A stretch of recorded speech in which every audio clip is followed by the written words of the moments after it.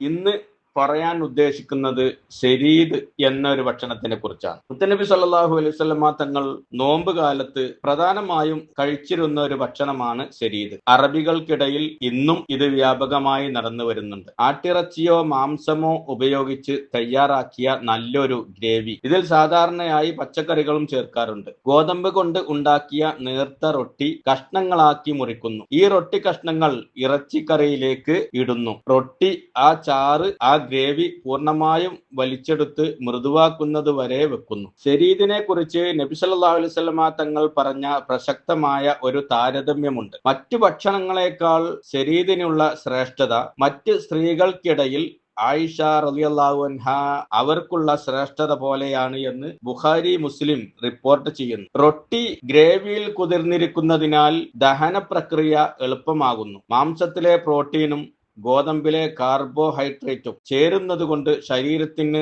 നല്ല കരുത്ത് നൽകുന്നു. ഇറച്ചിയിലെയും പച്ചക്കറിയിലെയും സത്തുകൾ റൊട്ടി വലിച്ചെടുക്കുന്നതിനാൽ ഒന്നും ഇതിൽ നിന്ന് ഒഴിവാക്കാനില്ല. നോമ്പ് കാലത്ത് ദഹന പ്രശ്നങ്ങൾ ഉണ്ടാകാതിരിക്കാൻ ശരീദ് സഹായിക്കുന്നുണ്ട്. ശരീരത്തിന് ആവശ്യമായ ജലാംശവും പോഷകങ്ങളും ഒരേ സമയം നൽകുന്നു. വയറിന് അമിതമായ ഭാരം നൽകാതെ തന്നെ വിശപ്പടക്കാൻ ശരീദ് സഹായിക്കുന്നു. ഗൾഫിലും മറ്റും ഇപ്പോഴും നോമ്പ് തുറക്കുന്ന അവസരത്തിൽ ശരീദ് ഉണ്ടാക്കുന്നുണ്ട്. ആയതുകൊണ്ട് മുത്തനബി സല്ലല്ലാഹു അലൈഹി വസല്ലമ തങ്ങൾ ഇഷ്ടപ്പെടുന്നത് കൊണ്ടും ശരീരത്തിന് നല്ല ഉന്മേഷവും ഊർജവും കിട്ടുന്നത് കൊണ്ടും നമ്മളും ഇങ്ങനെയുള്ള ഭക്ഷണങ്ങൾ ഉണ്ടാക്കി ഒരിക്കലെങ്കിലും ഉപയോഗിക്കാൻ നോക്കുക.